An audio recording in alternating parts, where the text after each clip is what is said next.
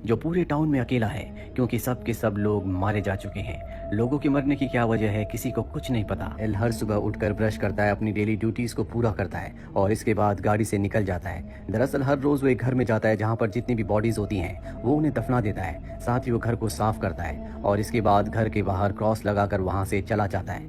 अपने खाने के लिए वो आसपास की जगहों से फूड भी इकट्ठा करता है। डेल के पास एक मैप भी है जो कि पूरे शहर का मैप है और जिस भी घर को क्लीन करता है वो मैप पर भी क्रॉस का निशान लगा देता है, जिससे उसे पता चलता रहता है कि उसने कितने घरों को साफ कर दिया है। रात को जब डेल सो रहा होता है तभी उसे पटाखों की आवाज आती है, जिससे वो डर जाता है क्योंकि वो इस पूरे टाउन में अकेला बचा है। हालांकि उसके दिल में जिज्ञासा जागती है कि वो जाए और देखे, पर उसकी हिम्मत नहीं होती क्योंकि ये रात का वक्त होता है। इसीलिए अगली सुबह वो बाहर जाता है जहाँ वो सड़क के किनारे कार को देखता है जिसका एक्सीडेंट हुआ था।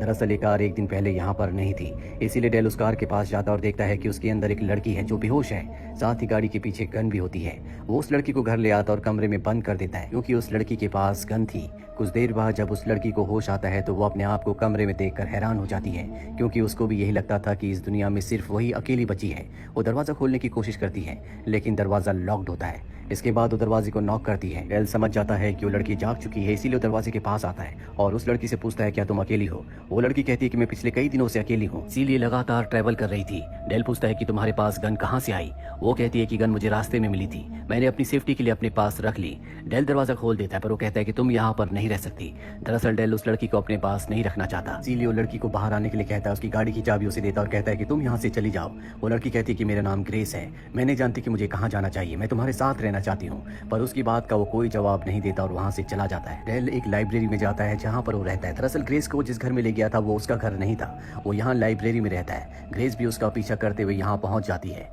लेकिन वो ग्रेस को देखकर कुछ नहीं कहता बल्कि उसे खाने के लिए कुछ खाना देता है। खाना खाते हुए ग्रेस उससे पूछती है कि तुम्हारे चारों तरफ डेड बॉडीज हैं, ये पूरा का पूरा शहर खत्म हो चुका है, क्या तुम्हें अकेले रहते हुए अजीब नहीं लगता। डेल को उसकी ये बात अच्छी नहीं लगती। वो कहता है कि पहले शहर में 1600 लोग रहा करते थे लेकिन तब भी मैं पूरी तरह से अकेला था, इसीलिए मुझे किसी के होने ना होने से कोई फर्क नहीं पड़ता। और ये कहकर वो उठकर वहाँ से चला जाता है। उसका बिहेवियर बहुत ज्यादा रूड होता है, इसीलिए ग्रेस डिसाइड करती है कि वो डेल के साथ नहीं रहेगी। वो अपनी गाड़ी में जाती है और यहाँ से जाने वाली होती है कि तभी डेल आ जाता है। डेल को अपनी गलती का एहसास है। वो ग्रेस से कहता है कि तुम मेरे साथ रह सकती हो। ग्रेस भी वहाँ पर रुकने का फैसला कर लेती है, जिसके बाद डेल उसे बताता है कि कैसे वो हर रोज एक घर में जाता है जिस घर को क्लीन करता है और उस घर में जितनी भी बॉडीज होती है उन्हें दफना देता है। साथ ही वो उसे ये भी कहता है कि घर में जितने भी इलेक्ट्रॉनिक्स की चीजें हैं उन सबको हमें इकट्ठा करना है। अब ये घर में जाते हैं जहाँ से बॉडी को उठाकर ये दफना देते हैं। दफनाने के बाद वहाँ से डेल जाने लगता है। ग्रेस कहती है कि ये इंसान है, हमें इनके लिए प्रेयर करनी चाहिए। डेल उसकी बात मान जाता है और ग्रेस के साथ वो भी प्रेयर करता है। जैसे जैसे दिन बीतते हैं डेल और ग्रेस की दोस्ती होना शुरू हो जाती है।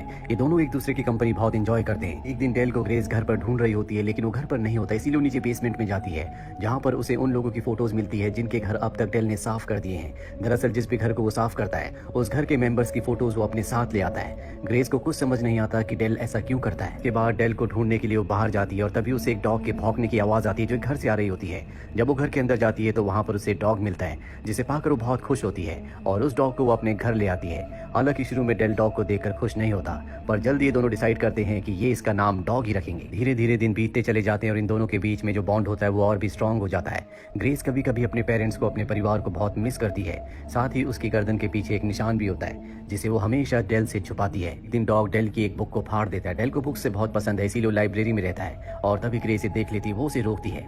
डेल भी वहाँ पर आ जाता है। ग्रेस डेल से सॉरी कहती है। डेल कहता है कोई बात नहीं, मैं डॉग को संभालता हूँ, तुम बुक को उठा लो। और जैसे ही डेल डॉग को उठाता है उसके हाथ में काट लेता है, जिसके बाद ग्रेस डेल के हाथ में दवा लगाती है। पर अगले दिन वो डॉग इस घर से गायब हो चुका होता है, जिससे ग्रेस बहुत ज्यादा परेशान हो जाती है क्योंकि वो डॉग से बहुत प्यार करती है। ये बात वो डेल को बताती है। डेल कहता है तुम चिंता मत करो, हम डॉग को जल्दी ढूंढ लेंगे। और इसके बाद ये डॉग को ढूंढना शुरू करते हैं लेकिन बहुत देर तक ढूंढने के बाद भी इन्हें डॉग नहीं मिलता। और अब ग्रेस समझ जाती है कि डेल ने डॉग को मार दिया है, इसीलिए वो बहुत ज्यादा ड्रिंक कर लेती है और नीचे बेसमेंट से फोटो लाती है और डेल को देखकर कहती है कि तुम उन लोगों की फोटोज को क्यों लाते हो जिनके घर की तुम सफाई करते हो। तुम तो उन लोगों को जानते भी नहीं और ना ही उनके लिए तुम्हारे दिल में इमोशंस है। तुम उनको सिर्फ एक डेड बॉडी समझते हो, इसीलिए दफनाने के बाद तुम कभी उनके लिए प्रेयर नहीं करते थे। डेल कहता है कि मैं हमेशा से ऐसा नहीं था, मेरा भी कभी परिवार था।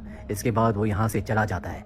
डेल को एहसास होता है कि अब तक जो भी उसका बिहेवियर था वो गलत था, इसीलिए ग्रेस को वो एक ग्रीन हाउस ले जाता है। यहाँ आने के बाद ग्रेस को बहुत अच्छा लगता है। ग्रेस भी अब डेल को माफ कर देती है क्योंकि वो समझती है कि उसके साथ जो कुछ भी हुआ होगा उसकी वजह से वो पूरी तरह से बदल गया। अगले दिन हर दिन की तरह ये लोगों के घरों को साफ करने के लिए निकल पड़ते हैं, लेकिन अब ये अलग अलग लोगों के घरों को साफ करते हैं। इनके पास वॉकी टॉकी है जिससे एक दूसरे से कनेक्ट रहते हैं। ये लगभग सभी घरों को साफ कर चुके हैं, इसीलिए अब इन्हें कम ही घर मिलते हैं जिन्हें इन्हें साफ करना है। घर ढूंढते ढूंढते ग्रेस बहुत आगे निकल जाती है, जहाँ पर उसे एक घर मिल जाता है। वो रेडियो से वॉकी टॉकी से डेल को भी उस जगह बुला लेती है। डेल जब उस घर के अंदर पहुंचता है तो ग्रेस पहले से सफाई कर रही होती है। डेल यहाँ पहुंचकर बहुत इमोशनल हो जाता है। वो ग्रेस से कहता है कि हमें यहाँ पर सफाई करने की कोई जरूरत नहीं है। ग्रेस समझ जाती है कि ये डेल का घर है। डेल अपने परिवार वालों की बॉडीज को फेस नहीं करना चाहता, इसीलिए यहाँ से जाना चाहता है, पर उसके अंदर हिम्मत आती है और वो तय करता है कि वो इस घर को ग्रेस के साथ मिलकर साफ करेगा। इसके बाद वो अपने परिवारजनों की बॉडीज को दफना देता है। वो उनके लिए प्रेयर भी करता है और जब घर वापस आता है तो ग्रेस डेल से कहती है कि मैं तुम्हें कुछ कहना चाहती हूँ। डेल कहता है कि कहो, और तभी वो उसे किस कर लेती है। इसके बाद डेल सो जाता है और सुबह जब उसकी नींद खुलती है तो उसे नीचे से किसी के बात करने की आवाजें आती है, जिन आवाजों को सुनकर वो डर जाता है क्योंकि ग्रेस के अलावा इस घर में कोई भी नहीं है। वो गन लेकर नीचे जाता है। हाँ, वो देखता है कि एक कपल घर पर है जो कि ग्रेस के मॉम डैड है। ग्रेस के डैड ग्रेस से कहते हैं, क्या तुमने डेल को हमारे बारे में नहीं बताया?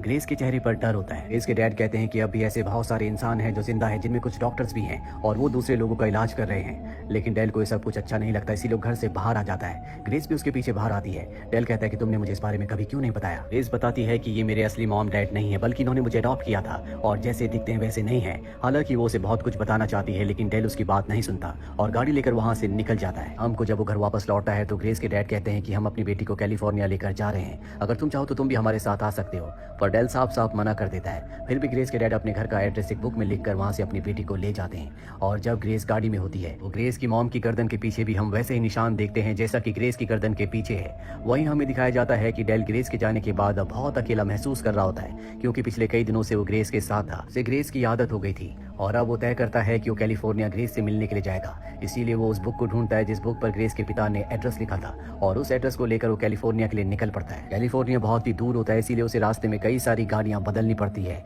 और फाइनली वो उस एड्रेस पर पहुंच जाता है। पर वो घर के अंदर नहीं जाता बल्कि रात होने का इंतजार करता है। जब ग्रेस के मॉम डैड सो जाते हैं तब वो चुपके से घर के अंदर दाखिल होता है। जल्दी वो ग्रेस के कमरे को ढूंढ लेता है, पर जब वो ग्रेस के कमरे में जाता है तो देखता है कि ग्रेस की आंखें बंद है, उसकी बॉडी को मशीन के साथ अटैच किया गया है। वो ग्रेस को उठाता है। ग्रेस जब डेल को देखती है तो हैरान हो जाती है। डेल उससे पूछता है कि ये सब क्या हो रहा है। वो बताती है कि मेरी याददाश्त को मिटाया जा रहा है, जिसके बाद डेल उसकी मशीन को अलग कर देता है और ग्रेस को उठाता है। पर तभी वहां पर ग्रेस के डैड आ जाते हैं और डेल को कहते हैं कि तुम ऐसा नहीं कर सकते। डेल कहता है कि मैं ग्रेस को अपने साथ ले जाना चाहता हूँ। ग्रेस के डैड कहते हैं कि हम इसकी यादों को मिटा रहे हैं ताकि इसके दिमाग में जितनी भी यादें, जितने भी दुख हैं, वो सब के सब मिट जाएं और ये जिंदगी में आराम से मूव ऑन हो जाए। ग्रेस इन सब चीजों से पैनिक हो जाती है और वो अपने डैड को, जो कि उसके असली डैड नहीं है, उन्हें शूट करके मार देती है। और तभी यहाँ पर ग्रेस की स्टेप मदर भी आ जाती है, जो अपने हस्बैंड को मरा हुआ देखकर बिल्कुल भी दुखी नहीं होती और कहती है कि कभी मेरी भी बेटी हुआ करती थी, लेकिन शायद अब उसके अंदर कोई भी इमोशन नहीं है।